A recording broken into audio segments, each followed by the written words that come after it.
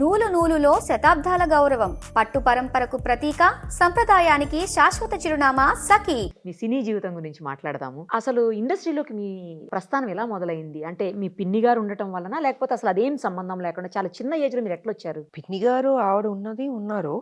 But నాన్నగారు వచ్చి ఆయనకి నేను సినిమాలో రావాలని ఉండింది. ఓహో, నాన్నగారి కోరిక. సో నాన్నగారి కోరిక మూలంగా భారతరాజ వాళ్ళు కూడా వచ్చి అప్రోచ్ చేయడం, సో అలాగా కుదిరిపోయింది. అది చాలా చిన్న ఏజ్ లో వచ్చారని చెప్తుంటారు. చాలా చిన్న ఏజ్. మరి ఇక చదువుకోవటం అదంతా ఏం లేకుండా మొత్తం మధ్యలో చదువుతూ చేస్తూ ఇంకా దాని తర్వాత ఇంకా కుదరట్లేదు నాకు. ఎందుకంటే రెండు ఒకటేసారి సైమల్టేనియస్ అసలు అవ్వదు. కొంతవరకు లాగగలిగాను, తర్వాత లాగలేకపోయింది. ఎంతవరకు లాగారు? 10వ తరగతి వరకు. తర్వాత ఇంకా కుదరలేదు. ఎందుకంటే బాగా బిజీ అయి ఉంటారు ఆ టైం. అంటే బిగినింగ్ అంటే తక్కువ సినిమాలు ఉంటాయి కదమ్మా.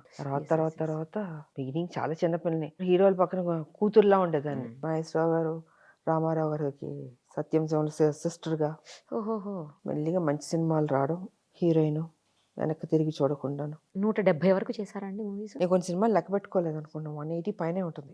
అన్ని మూవీస్ లో కూడా మీకు బాగా నచ్చిన సినిమా మీరు చేసిందంటే ఏది చెప్తారు? నాకు అన్ని నా హీరోయిన్ ఓరియంటెడ్ మూవీస్. అంటే ఒక్కటే చెప్పండి అంటే ఏది చెప్తారు? ఒకటే అని చెప్పడానికి కుదరదు. కర్తవ్యం గొప్పగా ఉంటుంది, ప్రతిఘటన గొప్పగా ఉంటుంది, రాములమ్మ గొప్పగా ఉంటుంది. ఈ మూడు ఆణిముత్యాలలాగా ఏది తక్కువ అని చెప్పగలుగుతాను నేను? ఇది ప్రతిఘటన సాంగ్ అండి. ఈ దుర్యోధన దుశ్శాసన దుర్వినీత లోకంలో మరి గొప్ప పాట అది. ఆడవాళ్ళకి జరిగే అన్యాయాన్ని ఇప్పటికీ వాడతారు. అది చాలా సందర్భాలు. ఎక్కడన్నా లేడీస్ కి ఏదన్నా ప్రాబ్లం వచ్చిందంటే వెంటనే ఈ సాంగ్ బ్యాక్గ్రౌండ్ లో వినిపిస్తూనే ఉంటుంది. బాగుంటుంది. అన్ని మంచి సినిమాలు పడ్డాయి నాకు. ఫస్ట్ నేటి భారతం, అప్పుడు సరదాగా ఉండేది, మొండి మొగుడు పెంకి పెళ్ళం, పోలీసు లాకప్, 60 మంది హీరోలతో పనిచేశాను. కరెక్ట్. మీకు ఇష్టమైన పాట ఏది? అన్నీ బాగుంటాయమ్మా. నాకు అంటే ఎప్పటికీ మీకు ఎక్కువ రిమైండ్ అవుతుంది. గ్లామర్ క్యారెక్టర్లు కాకుండా నాకు హీరోయిన్ సబ్జెక్ట్స్ నాకు ఇష్టం. పర్ఫార్మెన్స్ ఉన్నది నాకు బాగా ఇష్టం.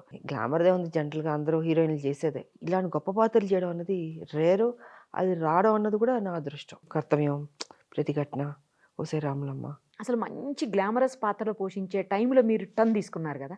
లేదు, రెండు బ్యాలెన్స్ చేసుకుని వచ్చేది. చేశారా? గ్లామర్ చేస్తున్నప్పుడు ప్రతిఘటన చేసేదాన్ని. Okay okay. గ్లామర్ చేస్తున్నప్పుడు కర్తవ్యం చేసేదాన్ని. సో అందరూ అడిగేవారు ఎలా బ్యాలెన్స్ చేయగలుగుతుంది లేడీ ఓరియంటెడ్ ఈ సినిమాలు, గ్లామర్ సినిమాలు. అలా కుదిరింది నాకు. ఇంకా తర్వాత హీరో ఇమేజ్ ఎక్కువ వచ్చేసిన తర్వాత ఇంకా ఆల్మోస్ట్ కట్ డౌన్ అయిపోయింది. సూపర్ స్టార్ అంతే, లేడీ అమితాబ్ హీరో అయిపోయాను కదా. కానీ అలాంటి మూవీస్ చేయడం అంటే సాహసం అండి ఆ రోజుల్లో.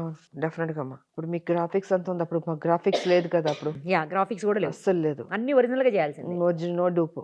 నాకు నచ్చింది చేశాను నేను. డూప్ లేకుండా ఒరిజినల్ చేద్దామని యాక్షన్ ఫైట్స్ అన్ని చేసేదాన్ని. అందుకే అంత పేరు వచ్చింది. అవును. సో పాన్ ఇండియా అనేది అప్పుడే వచ్చేసింది కదా. అవును, ఆల్ ద లాంగ్వేజెస్ లోకి వెళ్ళేది నా సినిమా. ఇప్పుడు పాన్ ఇండియా అంటున్నారు, ఇప్పుడు కాదు అప్పుడే వచ్చింది. మీరు హిందీ కూడా చేశారు కదా? హిందీ చేసాం. Hindi, Tamil, Telugu, Kannada, Malayalam, all the languages. Almost south Indian language మొత్తం, సౌత్ నార్త్. మీకు చాలా మంది డైరెక్టర్స్ తోటి పరిచయం ఉంటుంది. మీకు బాగా ఎలివేట్ చేసి చూపించగలిగిన డైరెక్టర్ అంటే ఎవరిని చెప్తారు? నేను చెప్పాలంటే 3-4 ఉంటారు. చెప్పండి, పర్వాలేదు. దాసరి గారు ఉంటారు, టి కృష్ణ గారు ఉంటారు, మోహన్ గాంధీ గారు ఉంటారు, కోటి రామకృష్ణ గారు ఉంటారు. అందరూ గొప్ప వాళ్ళే నాకు, నా దృష్టిలో వాళ్ళు. కృష్ణ గారు ఆయన స్టైల్ ఆయనకి, దాసరి గారు ఆయన స్టైల్, మోహన్ గాంధీ గారు కర్తవ్యం, ఓకే, కోటి రామకృష్ణ గారు పోలీస్ లాకప్, అనేక సినిమాలు, లేడీ బాస్లు చేశాను ఆయనతో. హీరోతో ఉన్న సినిమాలు చేసాం, బట్ నా హీరోయిన్ ఓరియంటెడ్ ఫిల్మ్స్ కూడా చేశారు ఆయన. ఓకే, మోల్డ్ చేయగలిగారు నన్ను హీరోయిన్ సబ్జెక్ట్స్ కి. మీ డాన్స్ కూడానండి చాలా ఈజీ ఉంటుంది అంటారు అందరూ. ఎట్లా మీరు క్లాసికల్ నేర్చుకున్నారు? యాక్చువల్లీ ఫస్ట్ నేను చిన్నప్పుడు క్లాసికల్ నేర్చుకున్నాను, భరతనాట్యం అండ్ కూచిపూడి రెండు నేర్చుకున్నాను. అది డిఫరెంట్, బట్ మనకి ఆ బాడీలో ఎందుకు అది కుదిరింది. అవును, గ్రేస్ ఉంది అంటారు. అది డాన్స్ చేసేటప్పుడు గ్రేస్ చాలా ఇంపార్టెంట్ కదా మాకు. డాన్స్ అనేది ఏదో పేడ తొక్కినట్టు కాకుండాను చూడ్డానికి కొంచెం అందంగా ఉండాలి. ప్లస్ డాన్స్ చేసేటప్పుడు ఎక్స్ప్రెషన్స్ కూడా మోస్ట్ ఇంపార్టెంట్. ఇంకోటి ఏంటంటే మీది అంటే పర్సనాలిటీ కూడా పర్ఫెక్ట్ గా ఉంటది అని అంటారు అందరూ. కుదిరింది, అలా కుదిరింది. ఏ హీరోతోనైనా సెట్ అయిపోయి అన్ని అలా ఇచ్చాడు దేవుడు ఎందుకో. కోట్లో ఒకళ్ళకి వస్తుంది అదృష్టం, మనకి వచ్చినట్టుంది అంతే. ఇప్పుడు ఒక్కసారి సంపాదనలో పడిపోయిన తర్వాత చదువు ఇవన్నీ ఇంకా పెద్దగా పట్టవు. అదే అయిందా మీ దాంట్లో కూడా, లేకపోతే కుదరక అలా అయిందా? ఇప్పుడు బతకాలి కదా, బతకడానికి సినిమాలు. ఎందుకంటే మా పిన్ని ఉంది కాబట్టి ఆవిడ. అవును. సో అలాగ రావాల్సి వచ్చింది. నాకేంటంటే ఒకళ్ళ మీద ఆధారపడడం నాకు నచ్చదు. నా కాళ్ళ మీద నేను నిలబడాలి, నేను సంపాదించుకోవాలి.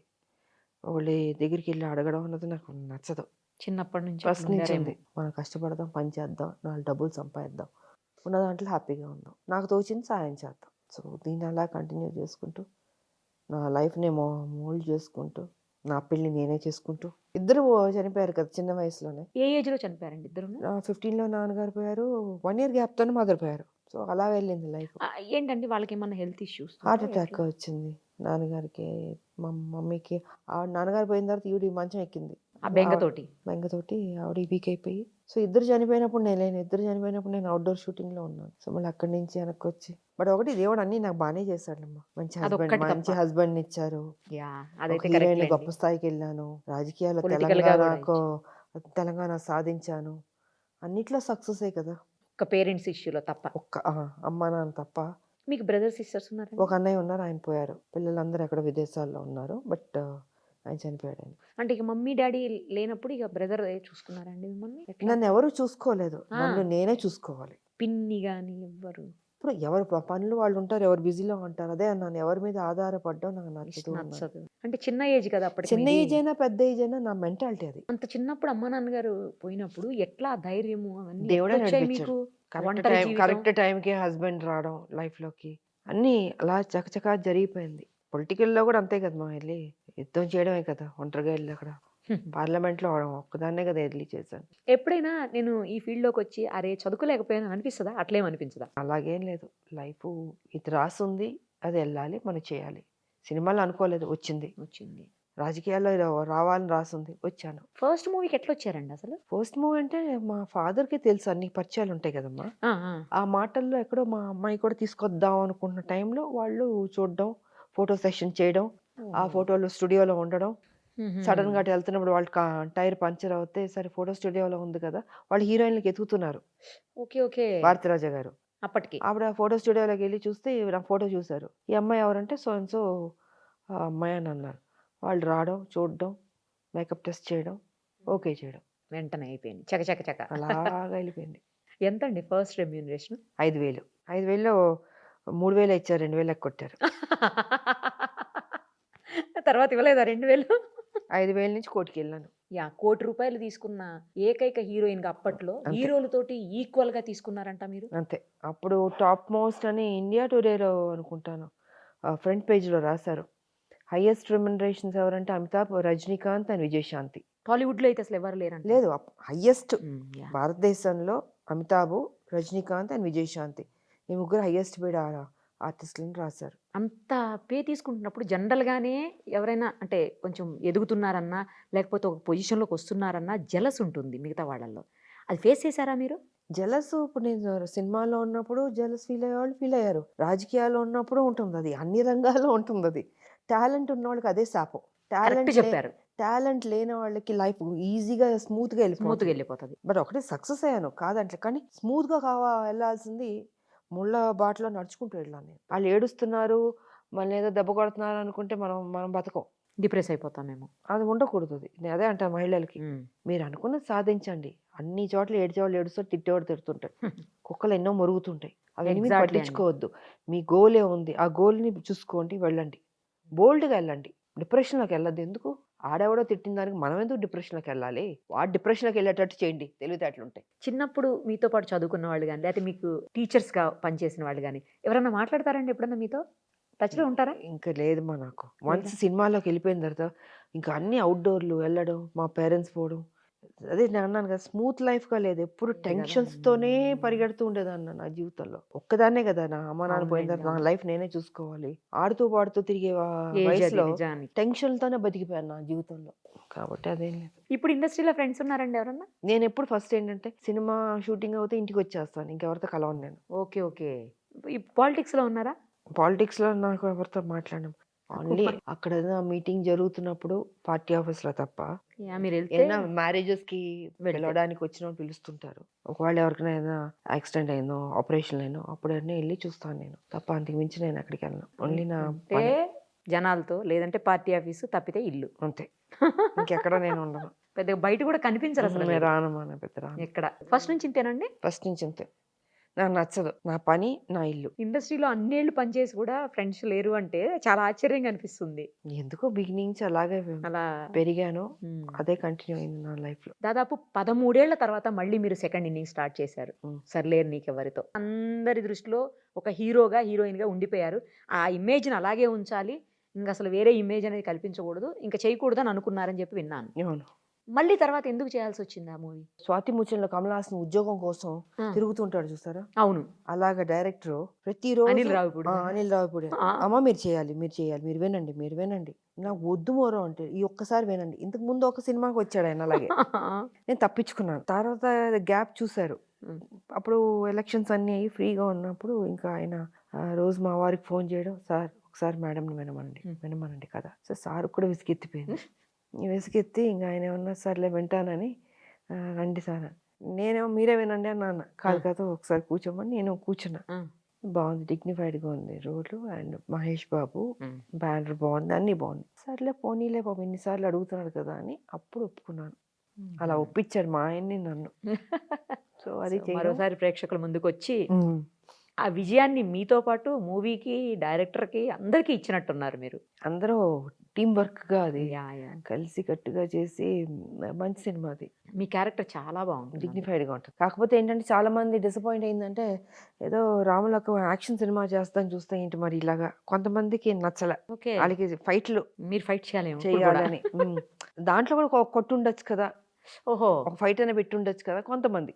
ఓకే, బట్ ఆ సినిమాకి అలా కుదరదు కదా. మరి మళ్ళీ ఇంకోసారి ఏమన్నా మూవీస్ చేసే ఉద్దేశం ఉందా? ఇప్పుడు కుదరదు, ఎందుకంటే ఇప్పుడు ఎలక్షన్ టైము 2023, 2024 అన్ని ఎలక్షన్స్ మాకు. ప్లస్ మాకు పార్టీని బలపరచడానికి అనేక కార్యక్రమాలకు ఇచ్చారు మాకు. ఒక్కొక్కరికి ఒక్కొక్క నియోజకవర్గం ఇచ్చారు. కుక్కటిపల్లి ఇచ్చారు నాకు. పరిగి అనుకున్నాను, లేదు మార్చారు, మార్చారా? మార్చి కుక్కటిపల్లి ఇచ్చారు నాకు. సో ఇంకా కుదరదమ్మా.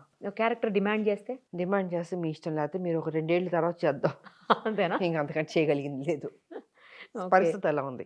సర్లేరు నీకెవ్వరు మూవీలో మీకు అసలు మహేష్ బాబు గారితో పాటు ఈక్వల్ గా రెమ్యూనరేషన్ ఇచ్చారని నడిచింది అప్పుడు వార్తలు. ఎవరి రెమ్యూనరేషన్ వాళ్ళు, హీరో కదా ఆయన.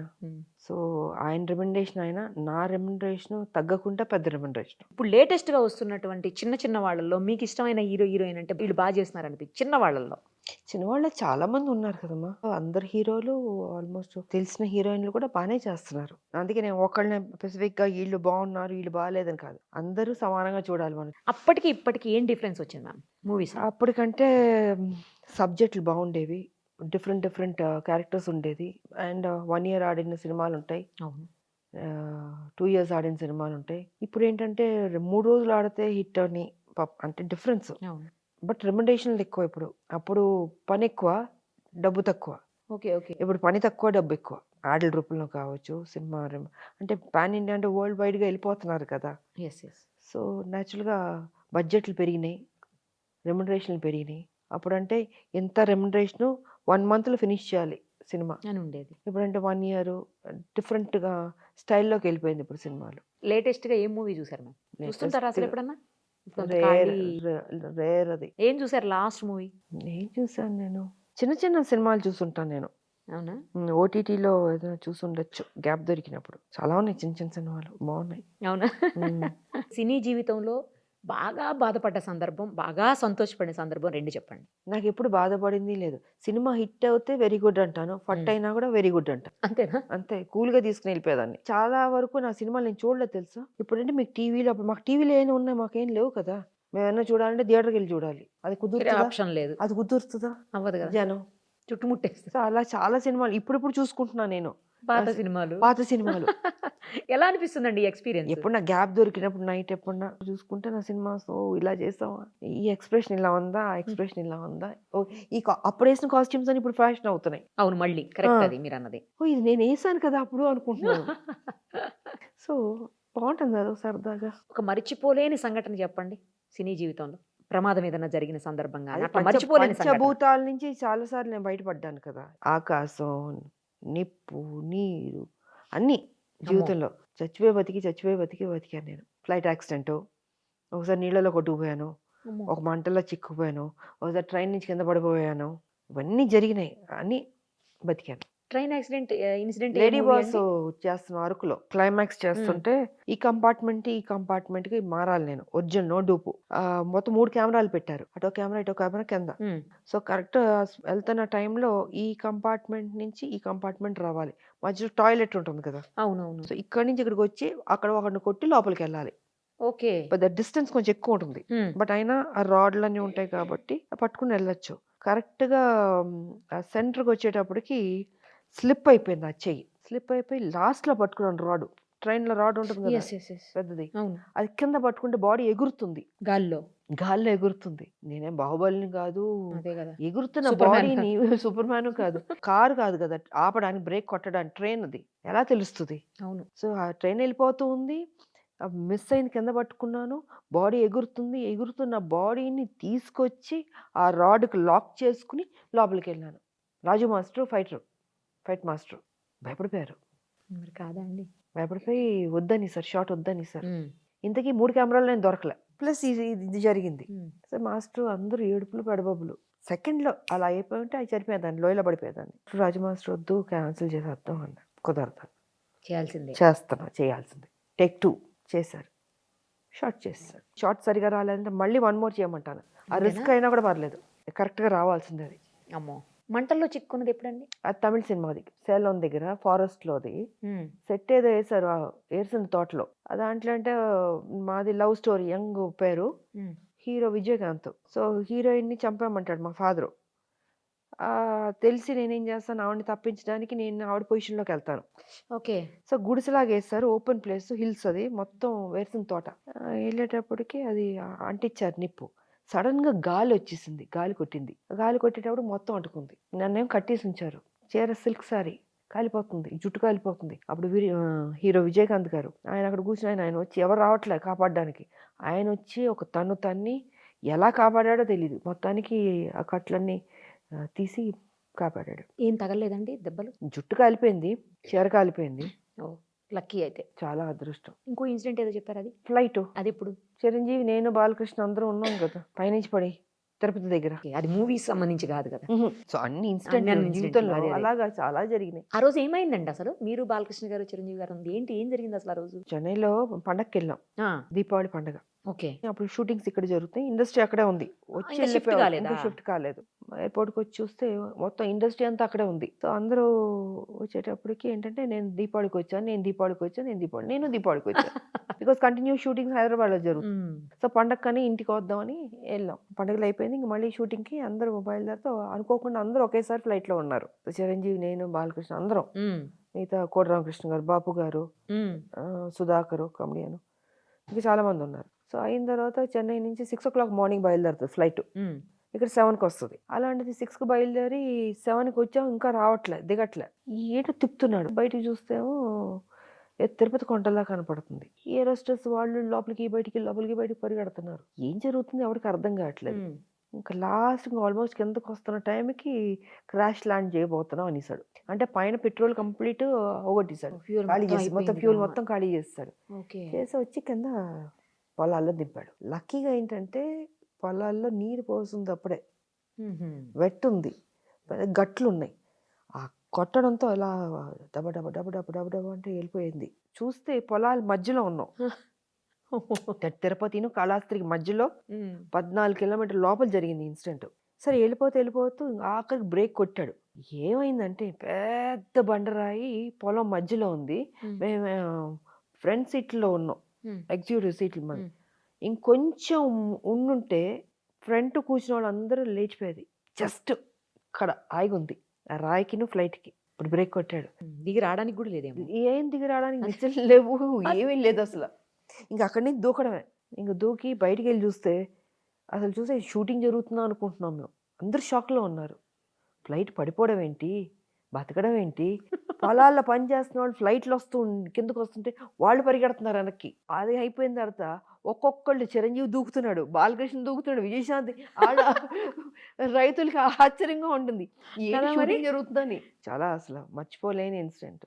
ఎప్పుడండి అది? 93లో నవంబర్. అల్లు రామలింగ గారు కూడా ఉన్నారు దాంట్లో. సో ఇలా జరిగిన ఇన్సిడెంట్లు జీవితంలో ఇదే మేజర్ ఇన్సిడెంట్ అసలు చెప్పాలంటే. ఇది ఆల్మోస్ట్ చాలా సంవత్సరాలు అయింది, అందరికీ తెలిసింది. ఫ్లైట్ ఏదో యాక్సిడెంట్ అయింది అంతవరకు తెలుసు, కానీ అసలు ఏం జరిగింది, ఎక్కడికి వెళ్తుంటే అయింది, ఏమైంది? హైదరాబాద్ టు చెన్నై అది. అదే తర్వాత ఎలా వెళ్ళారు అక్కడి నుంచి? అక్కడ మిలిటరీ ఏరియా ఉంది. ఈ ట్రాక్టర్లో తీసుకెళ్ళి అక్కడ ఎత్తి దిగపెట్టారు. ఇంకా అక్కడి నుంచి ల్యాండ్ లైన్లో నుంచి ఫోన్లు చేసి అప్పటికి అదే సెల్స్ కూడా లేవా? అక్కడ తిరుపతిలో ఉన్నాయా డిస్ట్రిబ్యూటర్లు వాళ్ళు వీళ్ళు లేవు ల్యాండ్ లైన్. అదే అక్కడి నుంచి ఫోన్ చేస్తే వాళ్ళు డిస్ట్రిబ్యూటర్లు వాళ్ళు వెహికల్స్ పంపిస్తే ఒక్కొక్కరు 5, 6 ఒక్కొక్క వెహికల్లో వెళ్ళిపోవడం. సో మా ఇంట్లో తెలిసి మా హస్బెండ్ అక్కడి నుంచి వెహికల్ తీసుకుంటే మధ్యదారిలో తెలిసింది. ఇంకా నా వెహికల్లోకి నేను షిఫ్ట్ అయ్యి. సో ఇది మర్చిపోలేని ఇన్సిడెంట్ అయితే. ఇలా ఇలా చెప్పాల్సి వచ్చినప్పుడు మీరు రాజకీయ జీవితంలో మర్చిపోలేని ఇన్సిడెంట్ చెప్పండి. తెలంగాణ బిల్లు పాస్ అవ్వడం ఇంకా అంతకంటే గొప్పదేం లేదు. మిగతావన్నీ జనరల్లే కదమ్మా. కొట్లాడడం కుట్రలో కుతంత్రాలు ఇవ్వ తప్ప ద బెస్ట్ మూమెంట్ అంటే పార్లమెంట్లో బిల్లు పాస్ అవడం, మేము అనుకున్నది సాధించడం. ద వర్స్ట్ మూమెంట్ కూడా చెప్పండి. ద వర్స్ట్ మూమెంట్ కేసీఆర్ పార్టీలో నేను విలీనం చేయడం. కొత్తగా ఎవరన్నా ఈ ఫీల్డ్లోకి రావాలనుకున్న వాళ్ళు అటు సినీ జీవితంలోకి కావచ్చు, రాజకీయాల్లోకి కావచ్చు, ఏం చెప్తారు చెప్పండి? సినిమాల్లో రావచ్చు, రాజకీయాల్లో అయితే 1కి 10 సార్లు ఆలోచించుకుని రండి.